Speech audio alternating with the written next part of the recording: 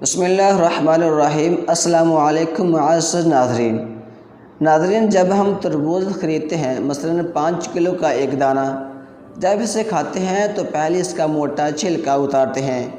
5 کلو میں سے کم از کم 1 کلو چھلکا نکلتا ہے، یعنی تقریباً 20%۔ کیا ہمیں اس پر افسوس ہوتا ہے؟ کیا ہم پریشان ہوتے ہیں؟ کیا ہم سوچتے ہیں کہ ہم تربوز کو چھلکے کے ساتھ کھا لیں؟ نہیں، بالکل نہیں۔ یہی حال کیلے مالٹے کا ہے۔ ہم خوشی سے چھلکا اتار کر کھاتے ہیں، حالانکہ ہم نے چھلکے سمیت خریدا ہوتا ہے، مگر چھلکا پھینکتے وقت ہمیں تکلیف نہیں ہوتی۔ ہم مرغی خریدتے ہیں، زندہ یا ثابت، مگر جب کھانے لگتے ہیں تو اس کے بال، کھال اور پیٹ کی علائش نکال کر پھینک دیتے ہیں۔ کیا اس پر ہمیں دکھ ہوتا ہے؟ بالکل نہیں۔ تو پھر 40,000 میں سے 1,000 دینے پر، 1,00,000 میں سے 2,500 دینے پر ہمیں کیوں تکلیف ہوتی ہے؟